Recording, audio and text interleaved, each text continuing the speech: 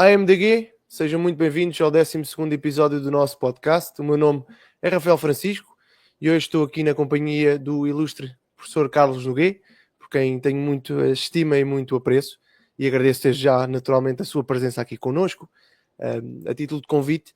Hoje iremos tratar de um assunto que se calhar passa despercebido a muitos, mas que é essencial. Vamos tratar do reinado social de Nosso Senhor Jesus Cristo, neste centenário da encíclica Quás Primas, de Pio XI. E vamos falar também um pouco do laicismo, daquele que foi o processo desde esta mesma encíclica até aos dias de hoje, passando pelo Concílio Vaticano II e também o seu desejo de laicizar os Estados. Iremos abordar essa questão e falar depois, para concluir, falar um pouco do Estado democrático atual e qual deve ser a postura de um católico nesta mesma situação. Para quem não conhece o professor Noguê, eu vou começar por introduzir brevemente e depois passo a palavra ao professor, que naturalmente se introduzirá melhor do que eu poderei fazer, mas a dizer que o professor Noguê é alguém que eu estimo bastante, portanto não escondo isso. Ele domina todas as áreas e mais algumas, acho que posso dizê-lo desta maneira. Ele é um tomista consagrado, provavelmente dos maiores de sempre, mesmo que não o reconheça, eu posso dizê-lo. Tem uma obra bastante extensa, literária, desde assuntos de metafísica, filosofia, gramática, todo o tipo de literatura, música, portanto, arte. Tem um conteúdo bastante vasto, tanto na sua plataforma, no YouTube, gratuitamente. O canal estará aqui na descrição do vídeo, para aqueles que não o conhecem, que possam acompanhar e conhecer. E também é o autor de bastantes cursos, também eles extensos e de qualidade. Portanto, professor, sem mais demoras, completa aqui a introdução e acrescento qualquer coisa que acho pertinente antes de começarmos. Antes de tudo, Rafael, muito obrigado, digo eu, né? Falar aos portugueses me é sempre um prazer imenso. Faço com muito gosto. A apresentação que você fez, para mim, está mais que suficiente. Tá? Pois bem, então comecemos pela questão da Quás Primas, né? Confesso-lhe que eu não me lembrava de que faria 100 anos agora. Né? Você me relembrou isso. Bem, a Quás Primas foi, como disse o padre Álvaro Calderón, da Fraternidade, a carta magna da cristandade. Né?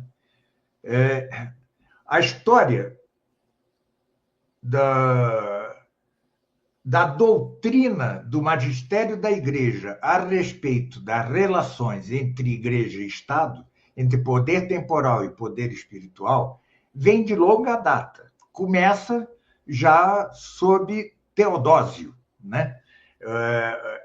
Antes não era possível aos católicos, aos cristãos, pensar nisto, porque eles eram simplesmente vítimas do Estado, né? Ou seja, eram perseguidos, eram mártires. Então, era-lhes impossível pensar no assunto. Mas, já sob Teodósio, Santo Ambrósio faz um primeiro ensaio disso e os papas começam a tratar. Esta doutrina passa por duas etapas essenciais que, no entanto, são sem nenhuma solução de continuidade. Elas são perfeitamente unitárias, unas. Num primeiro momento, se tratava da doutrina dos dois gladios, ou seja, das duas espadas, né?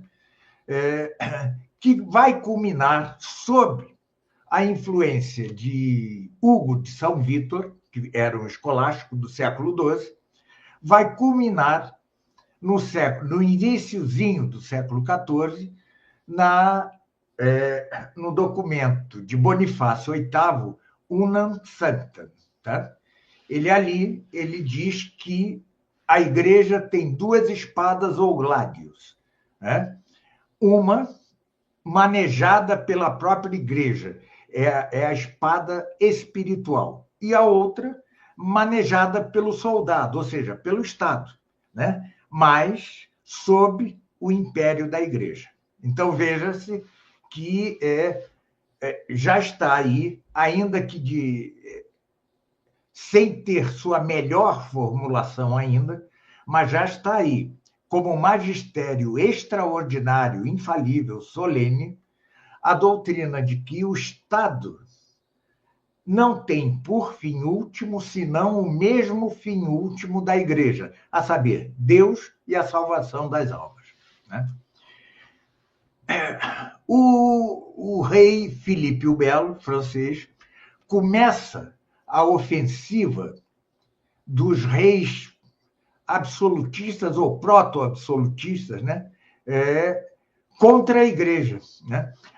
Arma-se, em verdade, uma frente contra a Igreja. Por um lado, a burguesia, que nasce no século XII e se desenvolve muito no século XIII, já não suportava a doutrina econômica da Igreja, que proibia a usura e impunha o chamado preço justo. Ela queria desvencilhar-se disso, desembaraçar-se disso. Por outro lado, o Estado já não aguentava as travas morais impostas pela Igreja. Todo rei queria ter concubinas, etc. Além de que eles estavam de olho nas riquezas da Igreja. Né?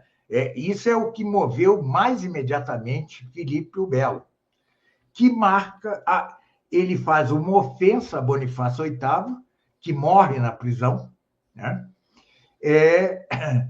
E, com isso, ele como que traça a fronteira entre a boa Idade Média e a Idade Média decadente, o que se chama o outono da Idade Média, né? O outono da Idade Média. A partir daí, excetuado um Papa, que foi João XXII, excetuado ele, os papas se calaram. Por quê? Porque a ofensiva dos reis e da burguesia era forte demais, né? Se calaram quanto a esta doutrina, que, repito, era muito influída pelo pensamento de Hugo de São Vito. Bem, do século XIV ao XIX, há uma lacuna no magistério da Igreja quanto a esta doutrina. No século XIX, é Leão XIII, com a encíclica Immortale Dei, que retoma a doutrina, mas agora em melhores bases, porque ele retoma segundo os termos e a doutrina não de Hugo de São Vítor, mas de São Tomás de Aquino. Isto é um salto qualitativo. E, para resumir a doutrina de São Tomás, o Estado está para a Igreja, assim como o corpo está para a alma no composto humano. Então, isso para resumir a coisa. E essa é a frase que Leão XIII usa em Immortale Dei. Ao mesmo tempo, ele faz cardeal a Pie de Poitiers. É o cardeal Pie de Poitiers, famoso cardeal, que era estritamente tomista quanto a isso. Né?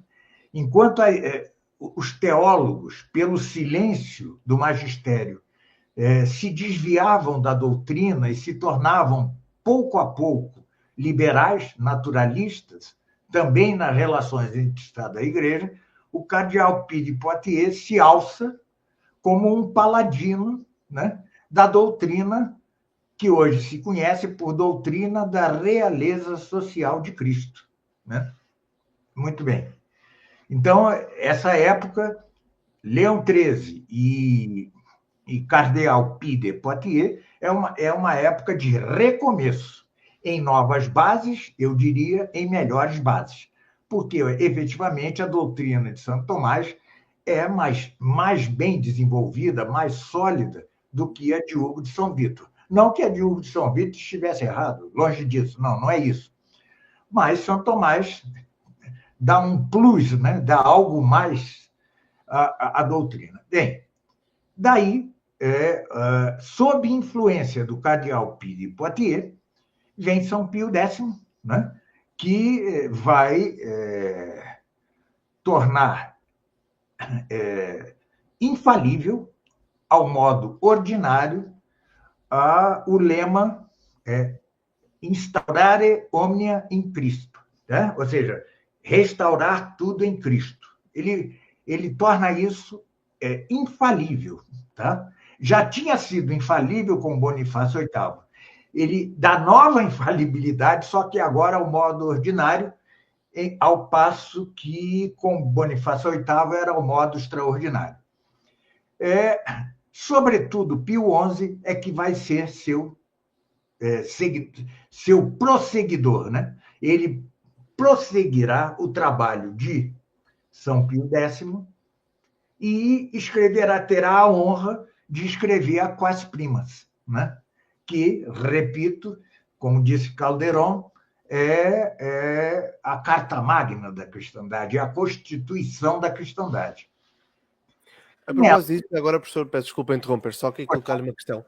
Relativamente à Quas Primas e após todo esse enquadramento histórico, gostava só de fazer aqui uma parte para lhe perguntar qual é que acha que é o motivo que explica essa ausência na questão do magistério, portanto, essa ausência de pronunciamentos relativamente ao dever do Estado para com a Igreja, para com as almas. Porquê tanto tempo de ausência? Foi o receio da virulência do Estado.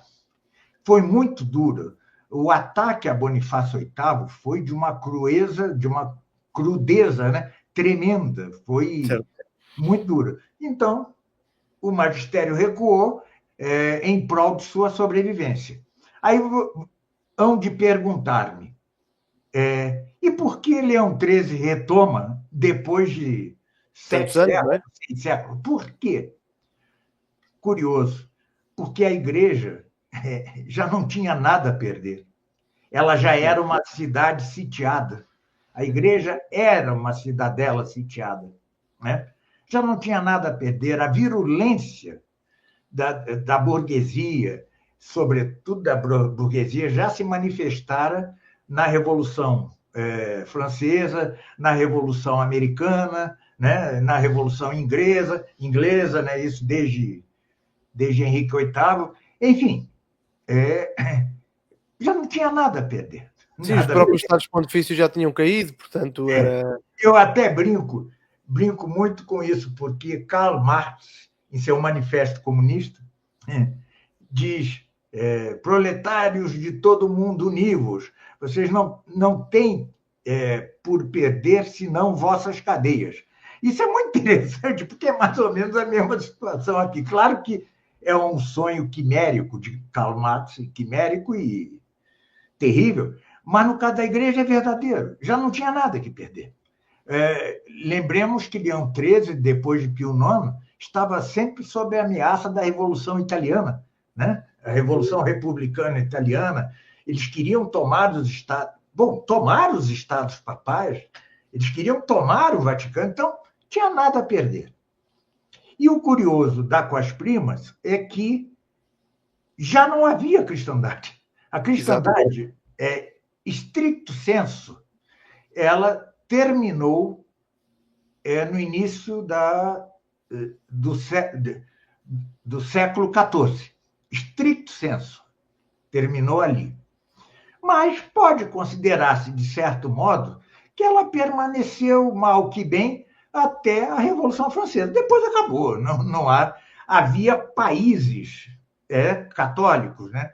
No século XX, você ainda tem um resto de Império Austro-Húngaro, tem o governo do chanceler Dollfuss na Áustria, ele que era considerado o inimigo por Hitler, o inimigo público número 1 da Alemanha, e foi assassinado assim que a Alemanha anexou a Áustria, e que tivemos depois Franco e Salazar. Pronto. No século XIX, havia tido o grande presidente Garcia Moreno, né, do Equador, que esse é um gigante inominável, ele é muito amigo de Pio IX, né? Bom, mas eram rebentos, né, numa cristandade já inexistente. E a carta magna dessa cristandade inexistente surge com a Quas Primas. Nela, para resumir, vou resumir em uma frase a doutrina da Quas Primas. Cristo é rei de todas as nações e povos, e não só dos cristãos. E tem sobre eles poder executivo, legislativo e judiciário. Esse é o resumo com as primas. Sucede, porém, que os teólogos, mesmo os tomistas, estavam já demasiado corrompidos pelo liberalismo, pelo americanismo, pelo naturalismo.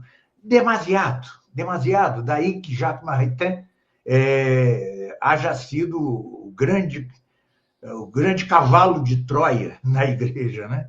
Ele, como Paulo VI, ao término do Vaticano II, apertou-lhe a mão e disse: sem o senhor, isto não se teria realizado. Veja, este é Paulo VI falando. Bem, então, uma coisa era o magistério da igreja, outros teólogos que já estavam completamente. Mesmo o esquema preparatório do cardeal Ottaviani para o Concílio Vaticano II, respeitante as relações entre Estado e igreja, era falho. Era claro que é melhor do que o que ocorrer, era menos mal do que ocorreria no Vaticano II, onde se destronaria a Cristo, né? Tá certo? Mas, como diz o padre Calderon ainda, o cardeal Ottaviani, que era o representante tomista na Cúria, né?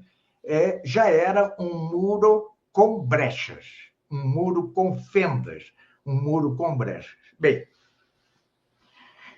ademais, por essa confusão toda, e como a Quas Primas também instituía uma festa litúrgica, a festa de Cristo Rei, todos entenderam, porque queriam entender assim, que o documento não visava senão a instituir uma festa litúrgica, ponto.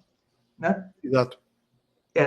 O único autor, depois da Quas Primas, que manteve a doutrina quase integralmente, foi um leigo chamado Jean Husset, que fundou o movimento La Cité Catholique, né, na França, com apoio de Pio XII e de Monsenhor Lefebvre, Dom Lefebvre.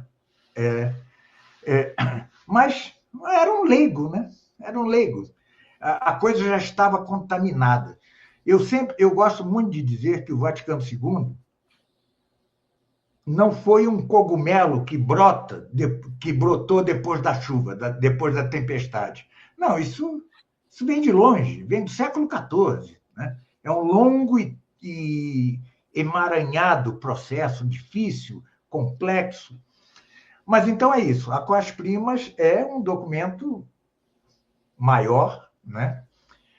Mas que foi entendido por todos, ou quase todos, como um documento instituidor de uma festa litúrgica, e não como o que ou seja, a Carta Magna da Cristandade, que, repito, já não existia.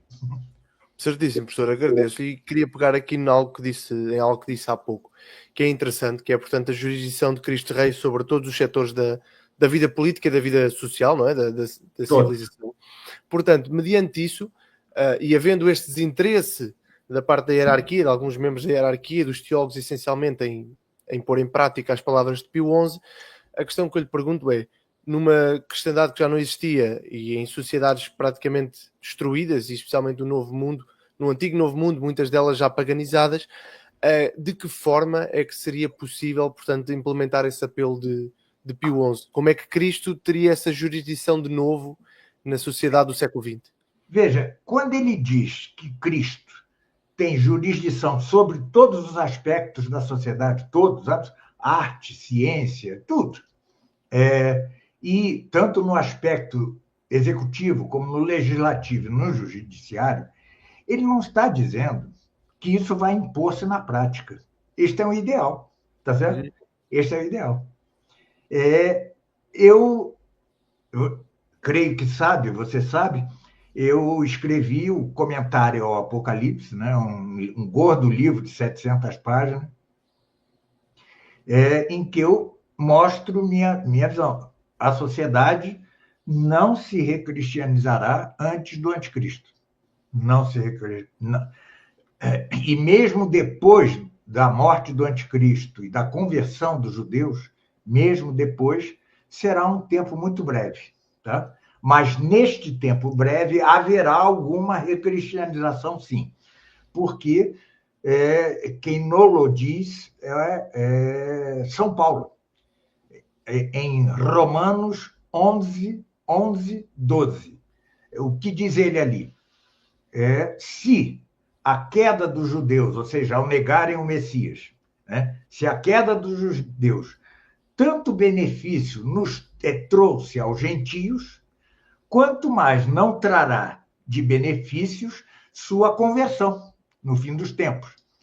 E, então, aqueles que se haviam entibiado na fé voltarão ao antigo fervor.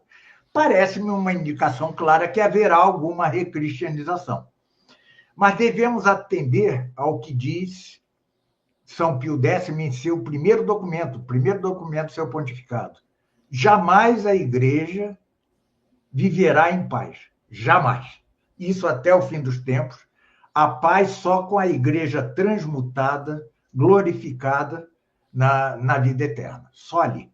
Né? Ou seja, até lá não haverá paz para a Igreja. Ela sempre será signo de contradição. Sempre. Sempre será signo de contradição. Mas me parece que essas palavras de São Paulo indicam certa recristianização, pelo menos parcial. Né? Não sei qual o alcance disso, é impossível saber. Claro. Avant la lettre, né? Ou seja, impossível. Não, e mesmo as palavras de Nossa Senhora de Fátima, não é? Do triunfo do Imaculado Coração, poderia ter inserido. As palavras de Nossa Senhora de Fátima são as mesmas de Cristo. Já venci o mundo. Mas venci, essa vitória só se patenteará, só se evidenciará no fim dos tempos, quando Cristo vier em glória, né, julgar os vivos e os mortos. Só então. Também Nossa Senhora, porque Nossa Senhora, tudo que se diga de Nossa Senhora é por participação em Cristo, né? Tá certo? Certo. Tudo que se diga dela. Então, enfim, meu sagrado coração, meu imaculado coração triunfará, é isto. Assim como Cristo, como diz a Escritura, só vai triunfar, evidentemente, quando Deus tiver posto tudo sob seus pés, né? Como escabelo para seus pés. Assim também Maria, assim também Nossa Senhora. Então, não creio que haja recristianização. Okay. O que nós devemos fazer? O que nós estamos fazendo aqui, olha aqui. Certo. Transmitir a verdadeira doutrina e Deus que faça com isso o que ele quiser, tá certo? Imagine, Rafael, imagine o seguinte. Imagine os cristãos dos 3 primeiros séculos. Você acredita que eles tinham sonhos sobre a cristianização da sociedade? Não, claro que não. Eles próprios diziam que era o fim dos tempos e estavam só à espera de morrer e que viesse o anticristo. Sim. Agora, Deus é que deu um respiro para a humanidade, não é isso? Certo. Ele dará aqui, pelos dados escriturísticos que temos, parece que não. Mas, veja, eu sempre uso o termo parece, porque eu não sou profeta, né? Mas parece ser esse o ano. Então, o que nós devemos fazer? O que fazem os tradicionalistas de modo geral? Manter a fé, o sacerdócio, né? Divulgar com prudência, sem estardalhaço. Eu sempre critico muito uma participação demasiada nas redes sociais dos católicos, porque eles acabam se rebaixando, né, a hereges, a pessoas de última classe, acabam se rebaixando, porque entram naquele joguinho de ofensas, de não sei o quê. Não, o que nós devemos fazer é isso, apresentar a doutrina, quem tenha condições para tal, e os padres, sempre sob a direção dos padres, né? Ou seja, os padres é que estão aí, os tradicionalistas, claro, para manter a fé e os sacramentos, e o sacerdócio, né? Fé, sacramentos e sacerdócio. Esse é seu papel, é o papel que Monsenhor Lefebvre lhes designou. Então, eu creio que nós devemos fazer isso. Mais que isso, nada é possível. Nada é possível. Certíssimo, concordo consigo. Mas sendo assim, não sei, se quiser concluir alguma coisa, diga-se. Eu depois tenho uma questão para lhe fazer. Um irmão do padre Calderón, qual é o nome dele? É um advogado argentino, Dardo Calderón, creio que é isso. Escreveu um texto muito interessante, mostrando que quando você participa, por exemplo, de uma campanha contra o aborto, você faz o jogo do sistema. Você faz mesmo nessas campanhas assim contra o aborto, não sei o quê, que o ideal é não participar nada, é simplesmente dizer o aborto é um crime, isso dizer a vida inteira, enquanto nos derem espaço, dizer e repetir, mas participar do mecanismo mesmo liberal democrático é fazer o jogo dele, entendeu? E o liberalismo, a democracia liberal, como disse São Pio X, né, é como uma igreja feita para tirar todo e qualquer freio das paixões. É isto, tá certo? Então você acaba fazendo o jogo do inimigo, né? E o que você consegue? Muito pouco, né? Muito pouco. Com certeza. Consegue tão pouco que não vale a pena, tá entendeu? Não vale a pena a compensação. Outra coisa, nós vamos falar ao final aqui, né? É a questão do voto. Isso é outra história. Né? Certo. Eu digo a participação na vida política, tal como ela se dá hoje. Né? Creio que nós já estamos em plena apostasia das nações, né? E nossa participação não é nada, porque, como diz o Apocalipse, há dois partidos, os que têm a marca de Deus na testa e os que têm a marca da besta na testa. Né? São dois partidos, pronto. Então, imiscuir-se nessas questões, etc., por exemplo, na Argentina, né? Eles venceram num primeiro momento, né, contra o aborto. Logo depois caiu, entendeu? Porque o presidente tinha de assinar um acordo com o FMI, e a imposição do FMI era autorizar o aborto. Então, acabou. Toda aquela luta só serviu, na verdade, para referendar o sistema e nada mais que isso. Sim, na maioria dos casos, claramente que é isso que se verifica. E gostava de falar depois de desenvolvermos essa questão mais à frente. Mas já tinha outra questão, relativamente, portanto, ao que afirmou sobre a Quais Primas. Portanto, se Pio XI estava apenas a fazer um ideal, a apresentar-nos o ideal, não é? Como é que nós conseguimos, como cristãos, leigos e também a sociedade, ou seja, para dentro e para fora, para as nossas almas e para a dos outros, transpor então essa praticabilidade do reinado social do nosso Jesus Cristo? Em que é que consiste esse reinado e como é que nós o praticamos? O reinado é este. Tudo na sociedade, assim como tudo em nossa alma e como tudo nas famílias, né, está sob a realeza de Cristo. Né? E veja, mesmo a nação apóstata está sob a realeza de Cristo. Ela não sabe, mas ela está contribuindo para aquilo que foi, desde toda a eternidade, designado por Deus. Né? Como mostra o livro do Apocalipse, Deus e Cristo têm as rédeas da história do mundo, mesmo quando parece que as perderam. Né? Mesmo quando parece. As rédeas são dele. E isso que nós estamos vendo é um castigo do mundo. É um castigo. Tá certo? O que nós estamos vivendo resulta do pecado dos católicos. No Apocalipse, logo no início, em uma das cartas às 7 igrejas da Ásia proconsular, Cristo diz o seguinte: se não tomares cuidado, porei alguém em teu lugar. E não é isso o que houve na África com o Islã? A África pululava de heresias. Desde sempre, praticamente. O Islã foi posto no lugar dele, não é isso? Hoje nós vemos esse crescimento do Islã, é isso. É uma punição, é um castigo, né?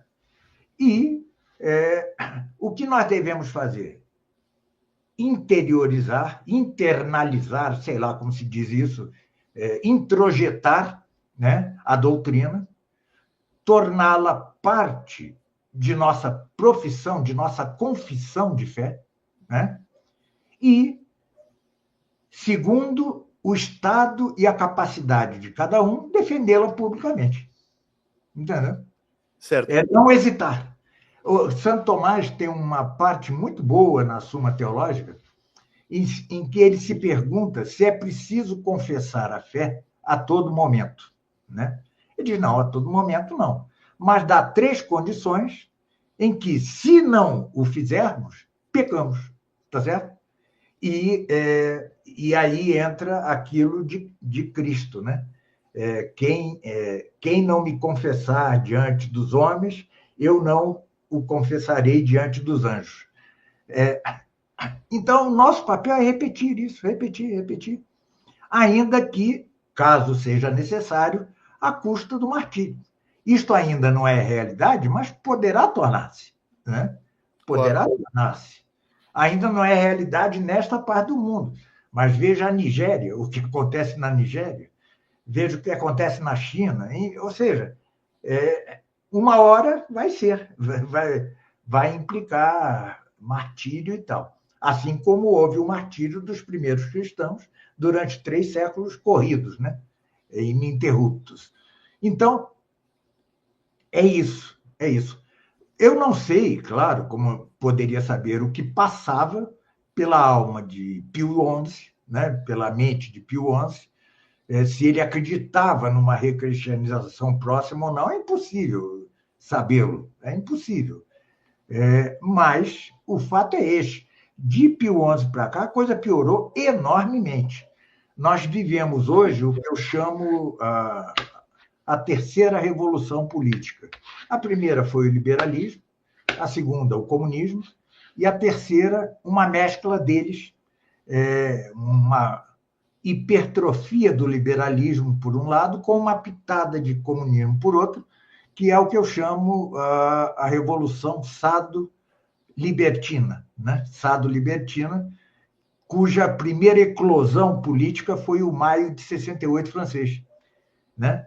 Onde, pela primeira vez, se disseram coisas assim: é proibido proibir, e mais que isso, a imaginação no poder. A história da decadência do mundo é muito interessante. Enquanto a igreja foi a senhora do mundo na Idade Média, mal ou bem, porque sofria muita oposição, mas o que estava no trono era a inteligência. Com Duns Scott, né, já depois da morte de Santo Tomás, a vontade destrona a inteligência e entroniza-se. Né? Entroniza-se. E agora, com esta revolução, entroniza-se a imaginação. Por isso é que o sujeito nasce homem, depois quer virar lagarto, nasce varão, quer tornar-se mulher. Ou seja, vale tudo, né? É imaginação no poder. Já há casamento com árvores. Uma vez eu ri muito, porque uma moça se casou consigo mesma. Eu pensava assim, como será o divórcio entre elas? É a loucura total. Vamos fazer uma gradação. Lutero quis exterminar a igreja. O liberalismo, com a Revolução Francesa, quis exterminar Cristo. o comunismo quis matar Deus. E esta atual revolução quer acabar com a natureza humana. É isto que se trata. Por isso é tão apocalíptica, porque quer acabar com a própria natureza humana. Tudo é construído, a sexualidade, o gênero, não sei o quê, tudo é construção, ou seja, é a imaginação no poder. Aquele lema daquela malfadada rebelião, ou revolta, ou revolução de maio de 68 francês, se aplicou. E agora com uma coisa muito interessante. Praticamente todos os dirigentes do mundo ocidental são desta revolução. Certo. Praticamente todos. Mesmo um Trump, né? Ele tem algo daí, entendeu? Ele, no início de seu novo mandato, ele admitiu a legalização da maconha. Então, algo... Em Portugal se diz maconha também? Drogas. Marihuana. É mais geral aqui, é drogas leves, mas sim, sabemos o que é. Sim. No Brasil se diz maconha ou marihuana, né? Sim. Influência do espanhol. Bem, todos têm mais ou menos isso, todos. O que se chama a esquerda, claro, o centro também, a direita também, por incrível que pareça. Eu o mostro em um dos meus livros, onde eu mostrei que o presidente Bolsonaro, né, que era da direita, não sei o quê, ele tinha em seu ministério, em um de seus ministérios, uma comissão LGBTCK, sei lá o nome dessa coisa. Né? Como assim? Não és contra isso? Mas tinha uma comissão ali. Um dos seus representantes é o governador do estado de São Paulo atual, financia as marchas do orgulho. Financia, né? Financia. Então, praticamente nenhum, talvez Orbán, na Hungria, talvez, eu não conheço em profundidade Orbán, desculpem se eu erro, mas eu creio que a totalidade do mundo ocidental desta revolução. O mundo oriental é mais complexo, né? Porque nós temos o czarismo republicano de Putin, né? Temos aquela mescla estranha de comunismo e capitalismo na China, no Vietnã, né? Uma mescla estranhíssima. Né? Ali e há o mundo islâmico, né? Que é outro mundo à parte. Então, mas no Ocidente, que era a antiga cristandade, os dirigentes são revolucionários. Os grandes capitalistas são revolucionários. Eles financiam essa porcaria toda. Então, é o que eu chamo uma revolução vitoriosa. Entendeu? Vitoriosa. Não, o comitê central do Partido Revolucionário é a ONU. É a ONU, é a Unicef, todos esses organismos internacionais, OEA na América, tudo isso são os altos dirigentes dessa revolução, financiados por uma plutocracia, por um lado, muito poderosa, e também baseados numa partidocracia, né? Que é isso, essa coisa inventada pelo inglês Burke, né? Ou seja, o sistema dos partidos, que é uma coisa horrorosa. Isso só serve para excitar as paixões da massa, do povo, né? E fazê-las, com isso, participar da coisa, certo? Sim, tal e qual. Essa partidocracia é quase um clubismo, é quase futebol, não é? Quase se matam por isso, para defender algo que não defende. E aí entra a infernal gangorra, eu não sei como se chama em Portugal gangorra, aquilo que as crianças brincam, vem para um lado, vem para outro. Sim, pode ser um baloiço. Sim, estamos a ver. Ou seja, ora é a direita, ora é a esquerda. Ora é a direita, ora é a esquerda, e as massas apaixonadas, galvanizadas por isso, acabam fazendo o jogo. Para isso que existem os partidos, né? Mas agora pergunto-lhe também, aproveitando essa explicação que está certíssima, Aqui nós, naturalmente, a Igreja já não tinha jurisdição, já não tinha a força que tinha tido outrora, isso é inegável. Mas a partir de que momento é que a Igreja acaba por ter influência? Porque vamos ver, por exemplo, o Jacques Maritain, como mencionou há pouco, Jacques Maritain chegou ao ponto extremo, o extremo absurdo, de dizer que Santo Tomás de Aquino defendia a democracia liberal.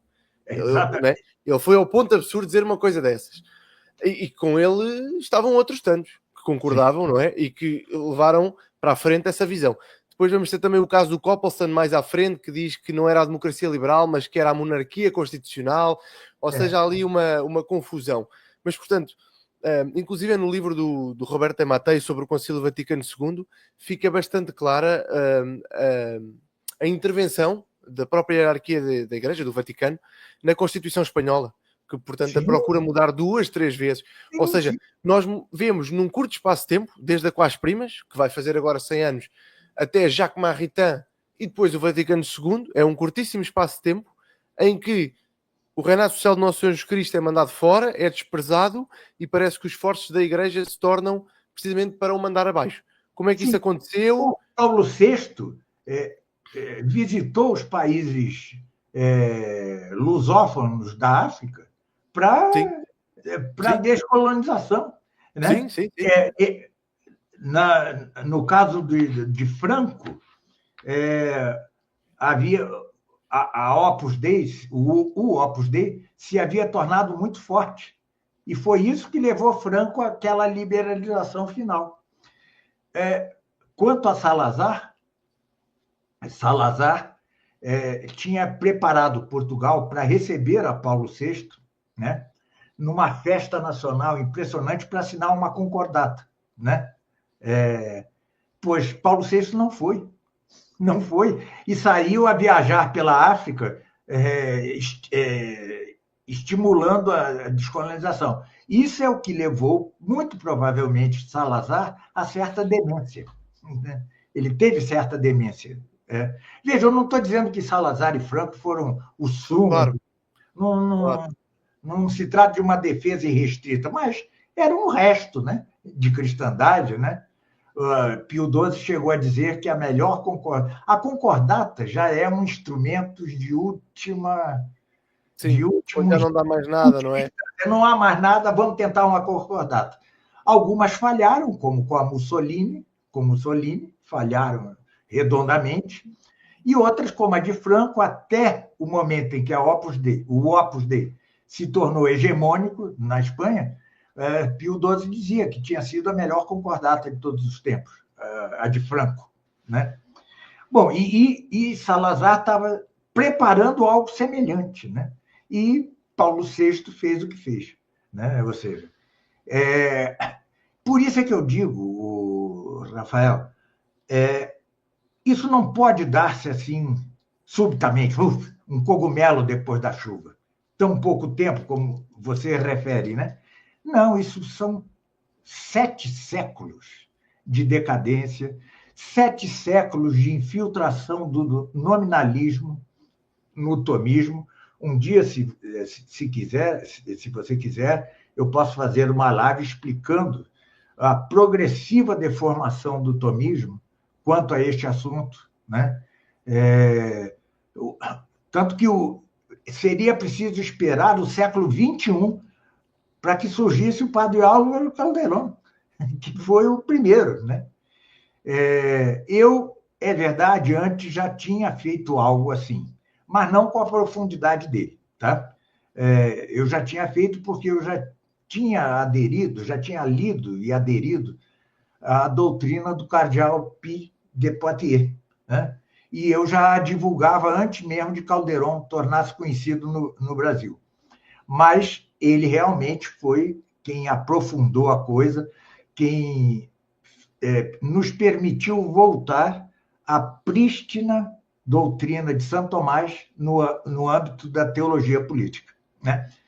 Bem, então isso é muito... Não foi em breve tempo. E houve sempre uma defasagem entre o magistério e os teólogos. Enquanto o magistério determinava que a Igreja deveria tomar a doutrina de Santo Tomás como sua, os teólogos resistiam. Né? Houve uma história grande de resistência. Eu agora, em janeiro ou fevereiro, sairá um livro meu intitulado Da Autoridade de Santo Tomás, em que eu mostro toda essa defasagem entre magistério e universidades católicas. Sabe? Houve um grande. E o Vaticano II não é senão o desabrochar terminal disso. Consumar disso, não é? O consumar disso. Exatamente. Foi a gota d'água, né? Sim. A cereja do bolo, sei lá como se diz isso. Não sei se em Portugal se diz cereja do bolo. Sim, cereja no topo do bolo. Sim, está perfeito, professor. Então, é isso, né? É uma longa história, longa, muito longa. A única coisa que se há de dizer, sem dúvida, é que, embora o magistério se tenha calado por tanto tempo, ele nunca errou, claro, porque o magistério se fala em persona Christi, ou seja, se fala em pessoa de Cristo, ele não pode errar, né? Não pode errar de jeito nenhum. Então, jamais, até o Vaticano II, houve nenhum erro quanto a isso, nenhum. E tem-se essa coroamento, que é Aquas Primas. Né? Realmente é emocionante ler Aquas Primas, uma igreja já sitiada, completamente sitiada, que pouco depois, na Segunda Guerra Mundial, se verá cercada por liberalismo, nazismo, fascismo, comunismo, todas as forças do mundo contra ela, ao fim e ao cabo. Esses papas, desde a Primeira Guerra Mundial, São Pio X, Bento XV, Pio XI, Pio XII, Leão XIII já, eles já viveram assim, o momento de cerco. Né?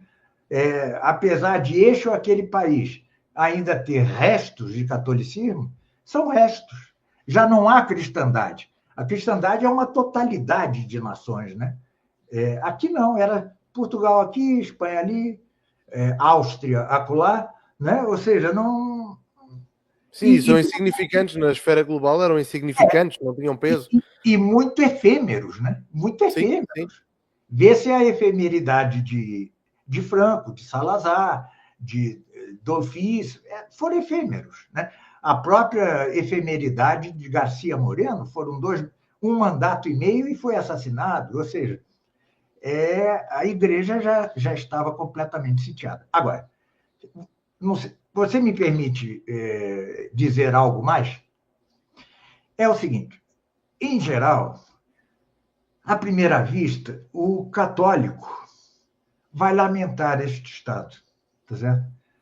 Já não temos sociedades católicas, nossas famílias correm perigo, o mundo já não é cristão, etc. Isso se ouve mesmo no nosso meio, né? Sobretudo claro. No nosso meio. Claro. Mas atenção, os apóstolos de Cristo sempre rezavam: Cristo, volte logo. Cristo, volte logo. Isto é clamar não pela recristianização da sociedade, é clamar pelo céu. A esperança, a virtude da esperança, não nos é dada para que gemamos por uma terra cristianizada. Nos dada para que gemamos, suspiremos pela Jerusalém celeste. Né? E mais, o Concílio de Trento, em um dos seus cânones, diz: devemos ansiar fervorosamente pelo fim dos tempos.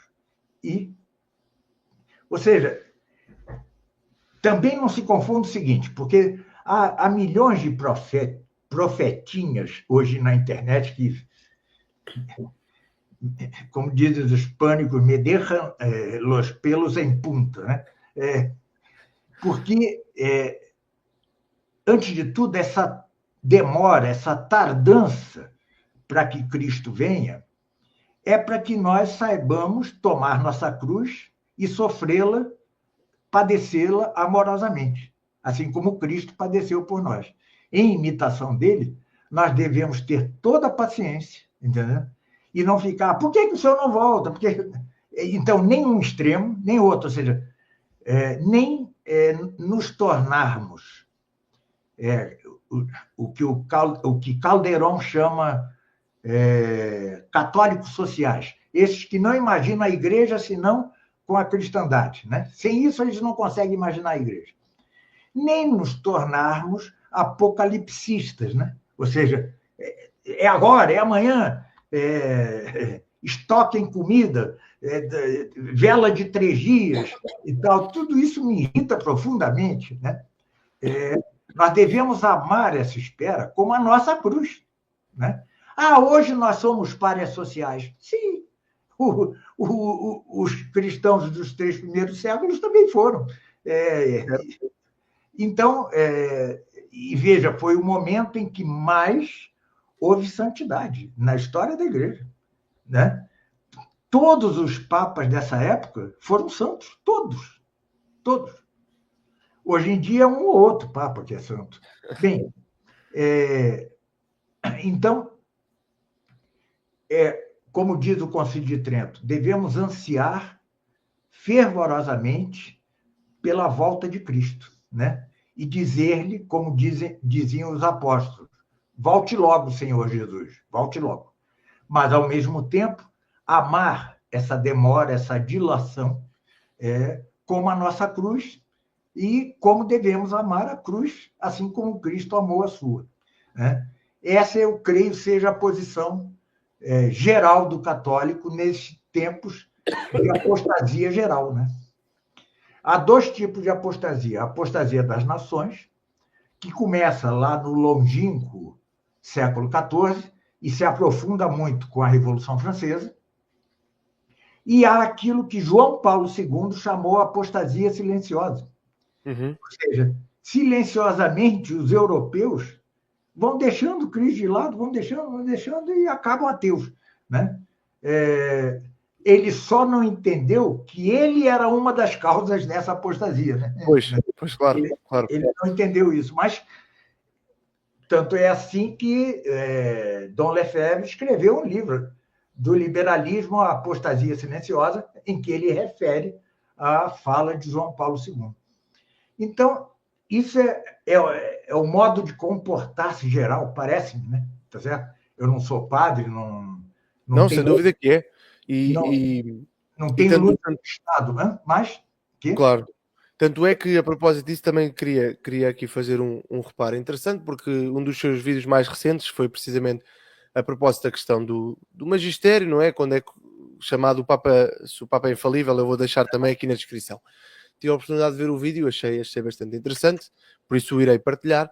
Mas, portanto, para aqueles católicos que sejam confusos, porque hoje em dia há aquela moda do passar pano, não é? Aquela expressão que é o passar pano, passam pano a tudo, como se viu agora recentemente com a questão Nossa Senhora. Portanto, há este passar pano geral. Como é que se explica a estes católicos que não entendem que, lá está, que não foi uma coisa breve, mas que é um processo histórico? Como é que se explica que em 1925 Pio XI apregou o reinado social de Nosso Senhor Jesus Cristo e depois, logo a seguir, vai-se tratar de ecumenismos e de, enfim, tudo o que há de mais? Como se explica isso? Como é que se explica que isto não é magistério? O que é magistério? O que não é? Portanto, se pudesse explicar nesse sentido. Acho que tudo quem deu a solução disso foi, novamente, Dom Lefebvre. Ele disse que o Concílio Vaticano II foi o golpe de mestre de Satanás. O golpe de mestre de Satanás. E foi. Porque agora a heresia não é contra o magistério. Ela penetrou o magistério. Está lá, e o magistério se fez representante dela. E é muito difícil para um católico médio, sem uma graça especial, dizer, mas como eu vou desobedecer ao Papa? Né? Entendeu? É muito difícil. Eu uma vez estava conversando com o padre Mestre no Uruguai, e ele concordou comigo. É muito difícil, sem uma graça especial, um católico dizer, mas como eu vou desobedecer? Agora, quem está obedecendo a essa coisa horrorosa, eu já falarei do magistério em si. Quem está obedecendo isto? Por malícia, ou seja, por concordância, ou por ignorância invencível? Deixemos com Deus. Deixemos com Deus. Tá certo? Deixemos com Deus. Isso nós não podemos saber. Embora, em alguns casos, pareça evidente, né? Certos defensores firmes da heresia, etc., aí parece evidente que é por malícia. Mas, certamente, muitos católicos estão ali por ignorância invencível. Mas, atenção, isto não quer dizer que eles não pequem por causa disso. Por quê? Eu dou um exemplo. Eu fui convidado por uma diocese de um estado do Brasil a dar uma semana de aulas sobre o compêndio de teologia de Santo Tomás de Aquino. Bom, aí cheguei à questão do pecado. Nossa, um transtorno geral, vulcões entrando em erupção, ou seja, geral. Aí, no intervalo, um rapaz se aproximou-se de mim e perguntou, professor, fazer sexo com minha namorada é pecado? Eu disse, sempre a igreja disse que sim, né? E acabamos de ver que Santo Tomás também diz que sim. Ele disse, pois é, mas o padre me disse que não. Aí, você fica, como se diz no Brasil, de calças curtas, né? Ou seja, o que você vai fazer diante disso? Então, veja, esse rapaz é antes vítima, tá certo? Certo. Mas, certo. quando ele comete o pecado, ele pecou mortalmente. Ele vai ser punido por isso. Se ele morresse ali, ele iria para o inferno. Então, é uma situação muito dramática que tem que ver com a questão da predestinação. Tá? Mas esse é outro assunto, se quiser também trato aqui em alguma live, algum podcast, mas é um quadro dramático, dramático. A maioria dos católicos hoje comete pecado comumente, pecado mortal, sem saber que está cometendo, mas comete e, portanto, incorre na ira de Deus, né? Na justiça de Deus. A maioria não crê na transubstanciação, na Eucaristia. A maioria acha que Adão e Eva são um mito. E assim vamos. Né? É dramático, é dramático. E não nos iludamos, como alguns tradicionalistas se iludem. Temos de conquistar cada vez mais gente para superar. Nós não vamos superar a Igreja Conciliar. Nós não vamos. Foi o golpe de mestre de Satanás, adequado ao tempo da apostasia, profetizado por São Paulo, São Pedro e Cristo mesmo, e São João. Profetizado, 4 vezes profetizado. Não é algo que diga, que coisa. Não leste as profecias do Novo Testamento? Isso para não falar das profecias do Antigo, Daniel, Ezequiel, etc. Bem, então, é isso. Né? O golpe de mestre Satanás foi fazer que o magistério representasse a heresia e desviasse a maioria do redil, né, a maioria das ovelhas, para o caminho da heresia. Bem, eu vou dizer assim muito brevemente, como você acaba de dizer que vai pôr o link, então pode ser um vídeo de 40 minutos, 45 minutos sobre o assunto. Antes de tudo, os papas, desde que falem em persona Christi, ou seja, em pessoa de Cristo, como vigários de Cristo, eles falam como magistério autêntico, é o chamado magistério autêntico. Esse magistério autêntico tem vários graus. Desde um grau não impositivo, eu dou um exemplo, o documento de Bento XV, que recomenda Dante, o poeta Dante. Divina Comédia, sim, sim. Que não é impositivo, nem se dirige a toda a igreja. Então, bom, acima dele existe o grau de autoridade provável. Por exemplo, na Humani Generis, Pio XII, ao dizer, se vocês querem aceitar que o corpo humano derivou de um ancestral animal, isso não é pecado, mas é pecado achar que o espírito do homem deriva de uma evolução. Ele não afirmou nada, ele disse, é possível. Pronto. Estamos no grau de probabilidade. Hoje, com o progresso da microbiologia, é impossível esse grau de essa probabilidade. Bom, acima dele, nós temos o grau de certeza. O grau de certeza é o da maioria das encíclicas. Tá? Da maioria das encíclicas. E acima dele, temos o grau de infalibilidade. Há dois modos de infalibilidade. Primeiro, o modo de infalibilidade extraordinário, que se dá quando o Papa, ex cátedra, ou seja, falando como pastor universal, trata de matéria de fé, costumes ou algo conexo a isso, para todo o orbe cristão e imperiosamente, com império. Isso é o que se chama magistério extraordinário infalível. E há o magistério ordinário infalível, que é a repetição de doutrinas não ditas tão solenemente, mas repetidas pelos papas. Por exemplo, a doutrina de que Santo Tomás é o doutor da igreja, tá certo? Isso veio sendo repetido durante 7 séculos, logo é infalível. A mediação universal de Nossa Senhora foi repetido por 8 ou 9 papas, agora já não recordo, né? Repetido logo Não, esse é o ordinário infalível. Então, é isso. Então, uma coisa é o modo extraordinário infalível, em que o Papa faz uma declaração ou dogmática, ou junto com os cânones de um concílio, né? Assim, mas tem de falar em persona Christi. Bom, certo. Ou ao modo ordinário, como esses casos que eu disse. Então, há 2 modos de infalibilidade.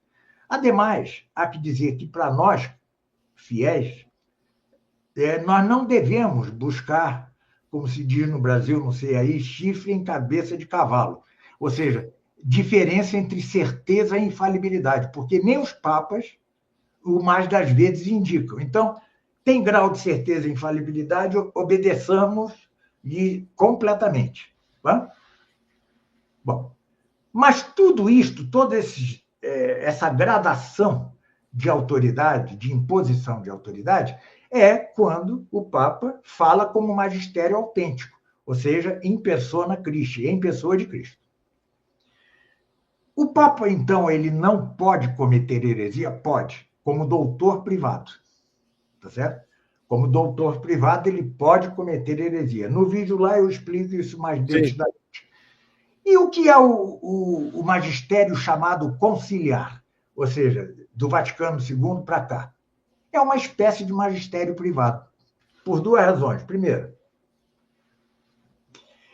os papas já não falam em persona Christi, mas falam em persona populi Dei, ou seja, na pessoa do povo de Deus, porque eles creem que o povo de Deus é infalível sem a docência do magistério. É o democratismo liberal invadindo a igreja. Né? E não por nada, João Paulo II foi o primeiro papa a usar eu em vez de nós nos documentos. Era o nós majestático, né? O nós de majestade. Não, ele usa o eu. Usa o eu. Né? Primeira vez. Então, na verdade, o magistério conciliar se reduz a magistério privado. Entendeu? Por isso, João Paulo II usa eu. É claro que nem o vídeo, esse cujo link você dará, explica tudo isso. Eu tenho um livro intitulado Do Papa Herético, onde eu desenvolvo tudo isso longamente, por várias páginas, etc. Mas, infelizmente, sabemos da dificuldade do trânsito livresco entre Brasil e Portugal, né? Bem, então é isso, né?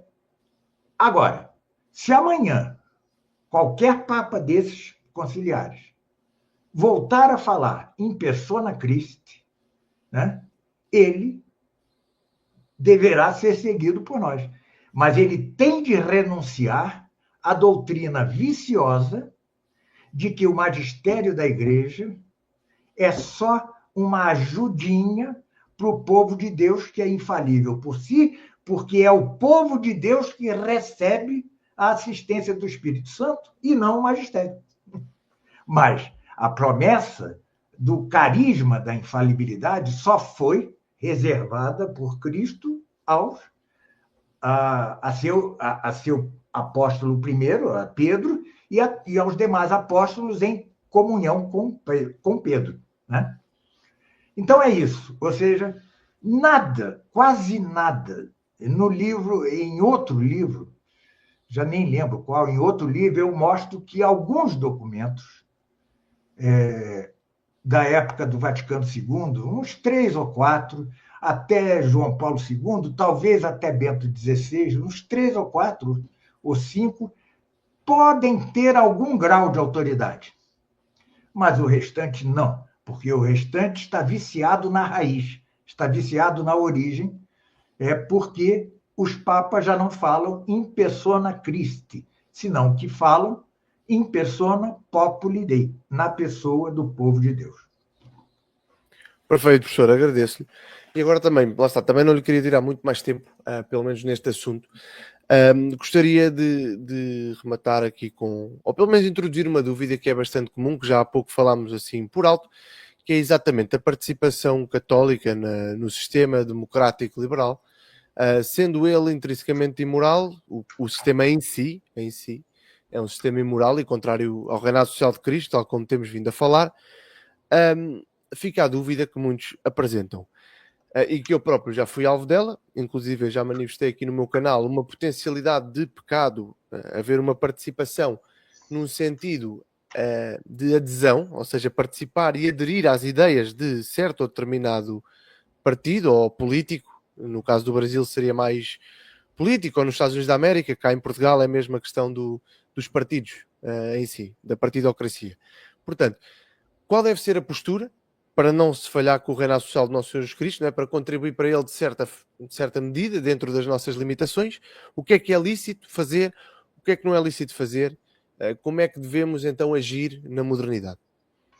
Bom, antes de tudo, somos órfãos de um magistério que nos dirigisse, né?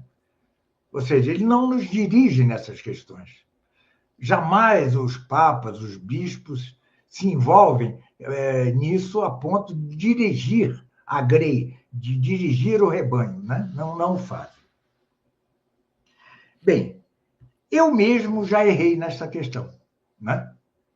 Eu explico o meu erro para que fique claro. Eu li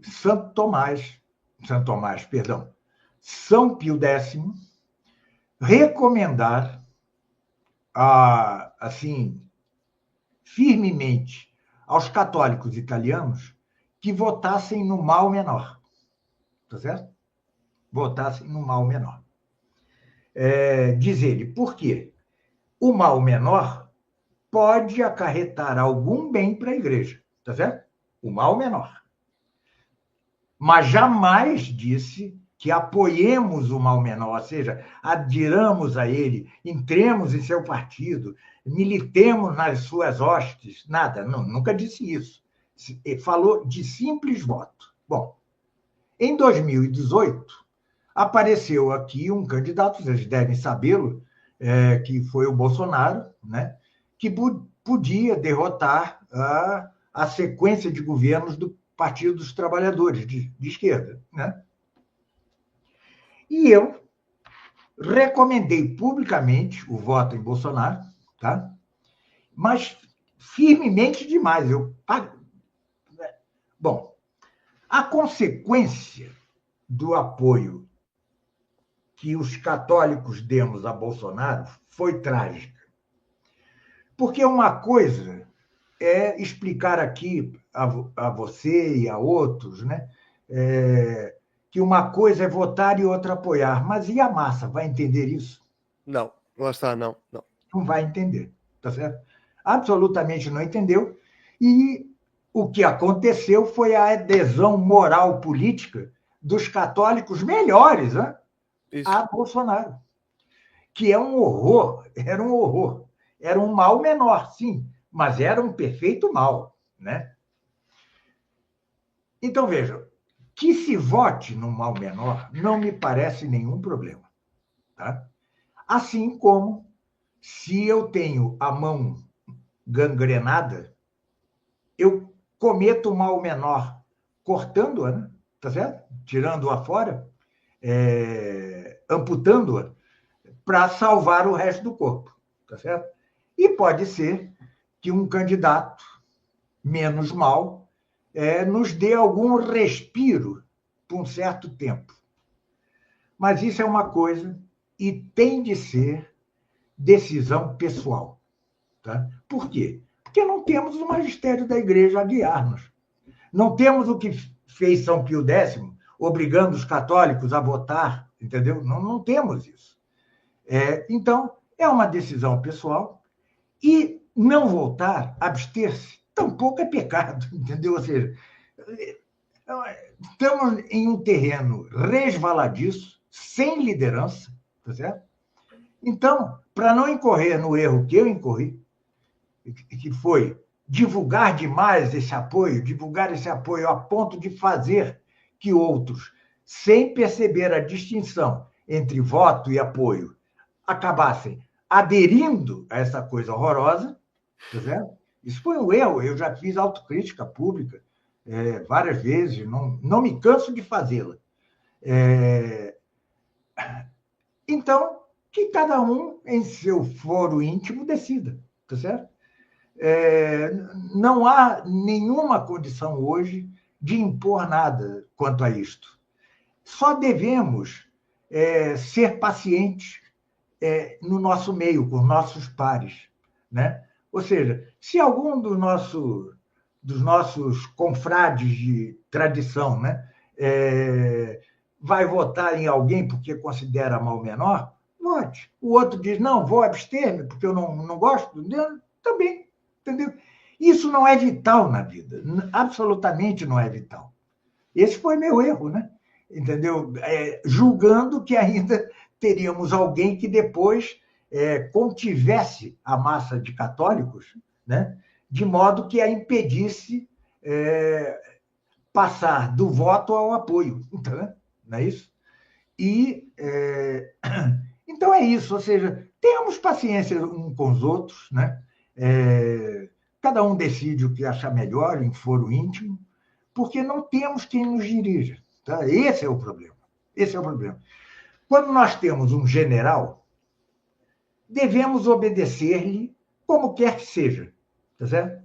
Mesmo considerando que a estratégia do general esteja errada e possa levar-nos à derrota, devemos segui-lo. Tá certo?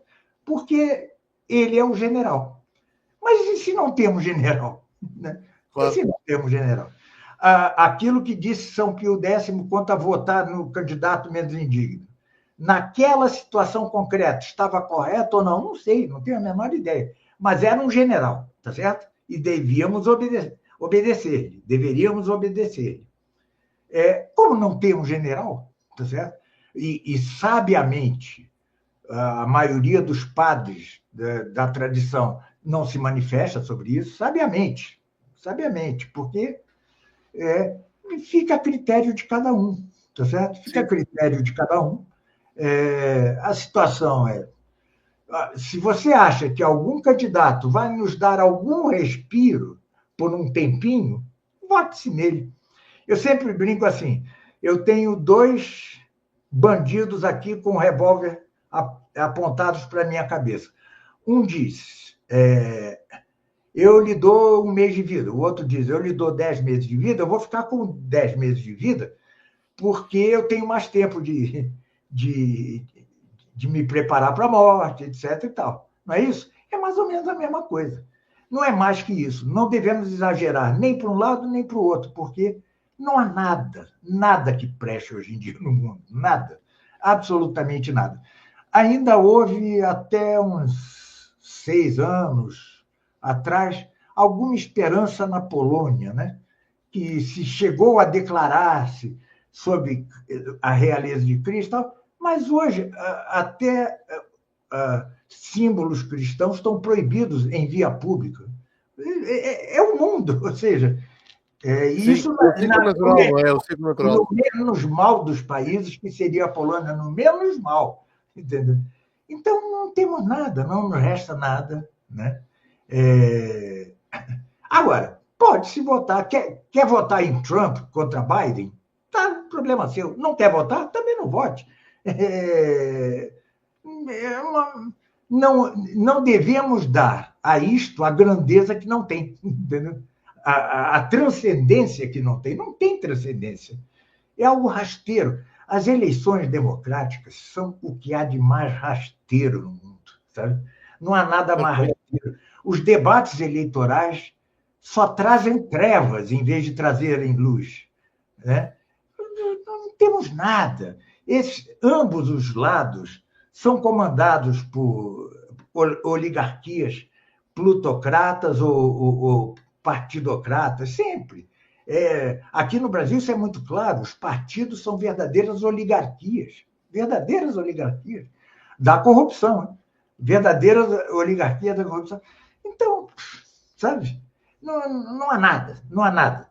Agora, você acha que deve votar? Vota. Não acha que não? Não vota. E isso não pode ser fator de divisão entre nós.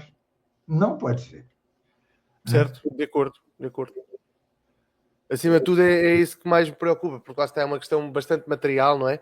É bastante material, é deste mundo, é uma coisa vã, mas que divide, daí eu querer ter colocado... Se houvesse um general e nos dissesse, votem neste candidato, deveríamos votar, mesmo achando errado, porque o general mandou. Certo. Mas se não temos general, entendeu? Sim, esse caso que o professor mencionou, de São Pio X, é bastante mencionado, e também há o apoio do Padre Pio, a dada altura que o Padre Pio apoiou a democracia cristã italiana, mas depois também se arrependeu, porque bastou ver o que é que aquilo deu, não é? Com o Partido Comunista, a aprovação do divórcio. Como assim? Exato, venderam-se completamente, ou seja, de um lado usa-se o argumento de São Pio X, do outro do Padre Pio, porque ele arrependeu-se e percebeu que não dava para conciliar, então essa é uma das grandes dúvidas. Professora, como disse, eu não quero tirar mais do seu tempo, dou-lhe a palavra somente para fazer um remate, caso queira remeter ou à questão da Quais Primas, ou mesmo fazer um apelo a como viver novamente, mediante o reinado social do nosso Senhor Jesus Cristo, e depois guardaremos a oportunidade para outras conversas. Eu desde que comecei minha vida pública, quem quiser saber da minha vida, há um vídeo em meu canal chamado Um pouco da história da minha conversão, alguma coisa assim. Há um vídeo lá. E tem um mais recente também, não é? Tem o mais recente, sim. Ali eu mostro, eu fui dirigente comunista, fui tudo. E me converti já velho. Bom, mas desde que eu disse, vou militar publicamente pelo tomismo, tá? Eu tomei uma decisão que nunca, ou quase nunca, deixei de seguir. É a de que eu, sendo leigo como sou, não sou diretor de almas, tá certo? Não sou.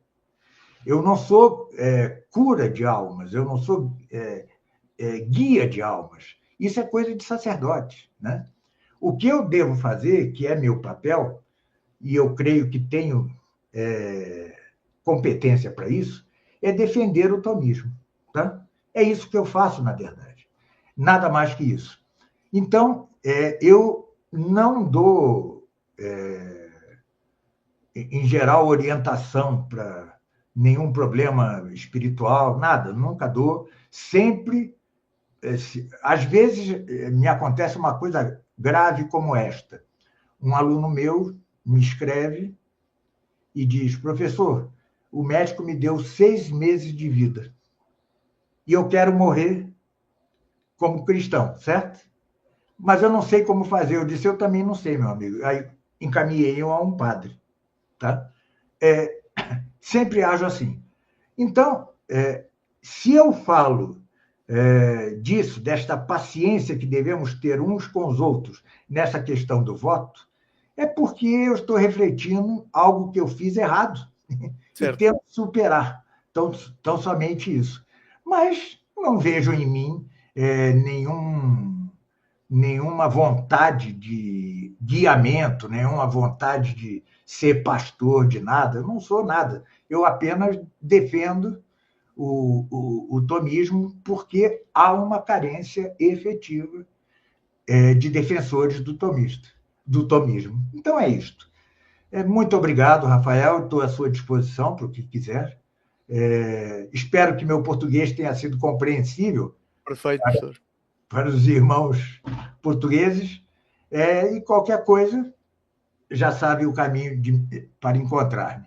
Agradeço, professor. Queria só deixar aqui também uma nota final, mais uma vez, a agradecer-lhe a sua presença, bastante enriquecedora.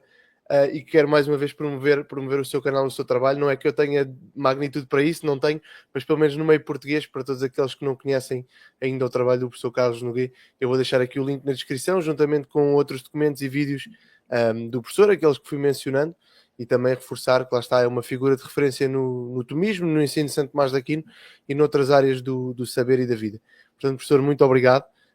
Aproveito também para dizer já agora, na descrição também vou deixar o mais recente artigo que nós escrevemos no Substack, portanto, a propósito das devoções do fim dos tempos, também algo relacionado com o reinado social do nosso Senhor Jesus Cristo. Sigam-nos no Telegram, onde publicamos diariamente um pouco sobre a vida dos santos e, obviamente, partilhem este vídeo, deixem like para que chegue a mais pessoas, para que mais pessoas possam conhecer o trabalho e, acima de tudo, a sabedoria do professor Nogueira. Professor, muito obrigado, ficamos então por aqui e até uma próxima. Eu, muito obrigado, professor. E salve Maria. Igualmente, obrigado, professor.